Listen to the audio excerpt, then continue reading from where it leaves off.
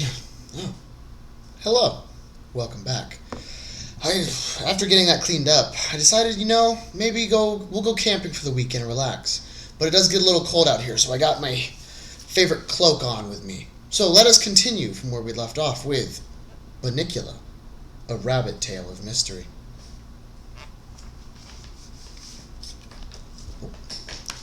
Chapter 3. Some unusual goings-on.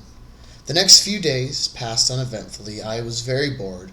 Our new arrival slept all day, and Chester, whose curiosity had been aroused by the strange behavior of the rabbit that first night, had decided to stay awake every night to observe him. Therefore, he too spent most of his days sleeping, so I had no one to talk to. The evenings weren't much better. Toby and Pete, who used to play with me as soon as they got home from school, now ran immediately to that silly rabbit's cage to play with him, or at least they tried to. Bunnicula did not make the most energetic playmate. It took him a while to wake up each night, and then when he did awaken, he didn't do much except hop around the living room. He didn't play catch, he didn't fetch, he didn't roll over to get his tummy rubbed. I couldn't understand why they played with him at all. I expect it was because he was new and different, but I was confident that they would soon tire of him and come back to trusty old Harold.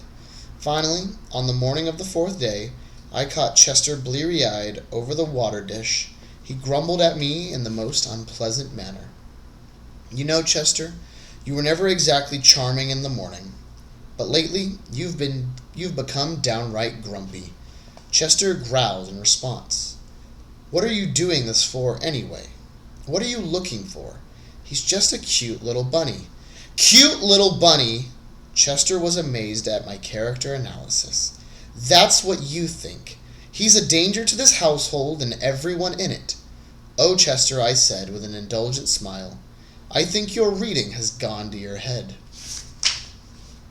"It's just because I do read that I know what I'm talking about." "Well, what are you talking about?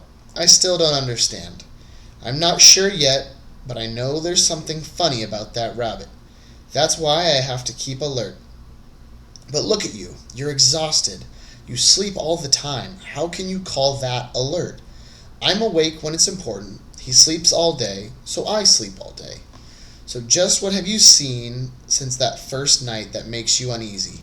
"Well," said Chester, that is..."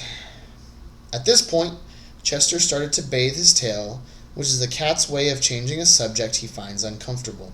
Then he stumbled sleepily into the living room. "So," I asked again, following him, "what have you seen?" "Nothing!" he snapped and proceeded to curl up on his chair to go to sleep. But after a moment, he opened one eye. But that doesn't mean there's nothing to see. For the next few mornings, it was the same routine. I'd be ready for a good romp around the living room, and Chester would go to sleep. Pete and Toby were at school. Mr. Monroe was at the university. He never did too much romping around anyway. And Mrs. Monroe was at her office. No one to play with poor, neglected Harold. At first, I thought I could strike up a friendship with Bunnicula and maybe teach him a few tricks. But I could never wake him up. He was always waking up just about sunset, when I wanted to take a snooze. A rabbit, I concluded, is cute to look at, but is generally useless, especially as a companion to dogs. So I would retire each day with my favorite shoe to the rug and chew. Now, some people, especially Mr. and Mrs. Monroe, can't understand my taste for shoes and yell at me for snacking on them. But I always say there's no accounting for taste. For instance, I remember one evening when Mr. Monroe picked up some of his sour balls out of the bowl by his chair and dropped a green one on the floor. He didn't notice as it rolled across the room and landed near my nose. I decided this was a perfect opportunity to try one for myself. I placed it in my mouth and wished immediately that I hadn't. As the tears started running out of my eyes, I thought, "What's wrong with my mouth?" "It's turning inside out." Mr. Monroe immediately noticed that something had happened. "What's the matter, Harold? Are you looking for someone to kiss?" "Help! Help!" I wanted to cry, but all that came out was "ooh" sound. I oohed for days. So how can anyone who likes green sour balls criticize me for preferring a nice penny loafer or a bedroom slipper? But back to the matter at hand. One morning, Chester had news. That bunny, he whispered to me across our food bowls, got out of his cage last night. Don't be ridiculous, I said. How could he break through that wire? Look at how little he is. That's just it. He didn't break through any wire. He got out of his cage without breaking anything or opening any doors. I looked puzzled, so Chester told me the following story. Now, Harold, he said, I don't want you thinking I'm not a good watch cat, but after a few hours last night, I grew curious about the time. I went into the hallway and, you know, that new clock they've got, the big one that goes all the way to the ceiling. Well, see, it has this thing in the middle called a pendulum. At first, I figured I would just leave it alone. It looked like that spool they tied on a string and hung from the doorknob for me to play when I was a kitten. Every time I hit that silly spool with my paw, it would swing back and hit me on the nose. I hated that toy. So naturally, when I saw this one, I decided not to have anything to do with it. I checked the time. It was midnight. I was all set to go back into the living room when something stopped me. Curiosity, I ventured. I suppose you could call it that. I prefer to think of it as the challenge of the unknown. I put one paw over my nose and reached the other one, and it gave it a good smack. I darn near broke my arm. It's still tender. See how swollen it is? He showed me his little paw. I couldn't see anything wrong, but I knew better than to argue with him.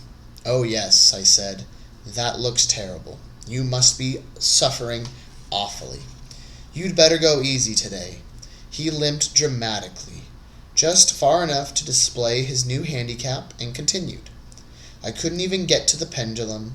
Somebody had put glass in front of it, and I was pretty mad. I was all set to go back, but at the same time, I couldn't help watching the thing move back and forth, back and forth, back and forth. It was so easy, and before I knew what had happened, I was waking up. You fell asleep, I asked incredulously. I couldn't help it. I didn't even know it had happened. But I looked up at the face of the clock, and it was 12:45.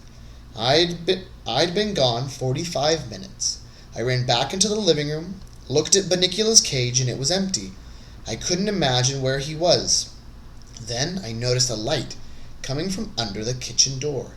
I went into a crouch, stalking the light when, click, I heard the refrigerator door close and the light went out. It must have been Mr. Monroe having his midnight snack, I suggested. No, that's what I thought. I jumped up on my chair, curled up real quick, and kept one eye open, pretending to be asleep. Slowly the door to the kitchen squeaked open. This little head poked out from around the corner and looked to either side to see if the coast was clear. Then, guess who came bouncing out, all by himself, and with that idiotic grin of his plastered all over his face? Well, I guess it wasn't Mr. Monroe, I said. Not unless he wears bunny pajamas and gets very tiny at night. Bunnicula, huh? You got it. Unfortunately, I hadn't positioned myself so that I could see him get back into the cage, and I didn't want to let him know that I had seen anything, so I had to stay put. I still don't know how he got out or back in. At this point, Mr. Monroe came downstairs to make breakfast. I have wondered if Chester hadn't dreamed the whole thing. He did admit he'd fallen asleep, and as I've said, he has quite the imagination. But I was game, after all. There hadn't been any excitement in this place for days. Chester and I took our positions under the kitchen table. We didn't have to wait long. Holy cow, Mr. Monroe yelped as he opened the refrigerator door. He took this funny-looking white thing out of the fridge and held it at arm's length. Peter, come down here! What is it? I whispered. Beats me, Chester answered. It looks like a white tomato. Very funny, I said, as Pete came into the kitchen. Peter, have you been playing with your chemical or your chemistry set in here? No, Dad. Why? I thought this might be one of your experiments. Do you know what it is? Gee, Dad, it looks like a white tomato. Just then, Mrs. Monroe and Toby came in the door. What's all the fuss about? Mrs. Monroe asked. We were just trying to figure out what this is. Toby pulled it down so he could get a better look. Well, he said, it looks to me like a white tomato. Mr. Monroe took a good long look. You know, he said to his wife, it really does look like a white tomato. There is one way to find out, said Mrs. Monroe, who always was the practical one. Let's cut it open and see what's inside. Everybody gathered around the table. I jumped up on a chair in all the excitement. No one noticed that I had my paws on the table, which under normal circumstances was discouraged, to say the least. Chester wasn't so lucky. Chester, get off the table, Mrs. Monroe said. Chester jumped onto Toby's shoulders, where he stayed to view the proceedings. Mrs. Monroe took her sharpest knife and cut cleanly through the thing. It fell into 2 halves. It's a tomato, all right, said Mrs. Monroe. Here are the seeds. But it's all white, Toby observed. And look, said Pete, it's dry. So it is, Mr. Monroe said as he picked up one of the halves. There is no juice at all. Well, Anne, what do you think? It's gone bad, I guess, though I've never heard of a tomato turning white before. Come on, she said, clearing the table. Let's throw it out and have breakfast. And Harold, get your paws off the table. Rats. Chester jumped down from Toby's shoulders and motioned for me to follow him into the living room. This had better be important, I said. They're cooking bacon. A white tomato. Very significant, Chester murmured. So it's a white tomato, I said, edging my way back to the kitchen door. What does that have to do with Bunnicula? I can tell you one thing, Chester said. I got a good look at the tomato. There were very suspicious marks on the skin. So, I believe they're teeth marks. So tonight, I'm going to reread a book I read last year. How fascinating, I said, as the aroma of frying bacon wafted through my nostrils. And what might that book be? The Mark of the Vampire. What? I stopped dead in my tracks. Meet me tonight, after the others have gone to sleep. You'd better take a nap today so you can stay awake. Chester closed his eyes. I shifted my look to Bunnicula, who seemed to be asleep in his cage. A tiny smile sat upon his lips. A happy dream, I wondered, or something else. My reverie was broken by the sound of crunching bacon. I was in the kitchen in a flash.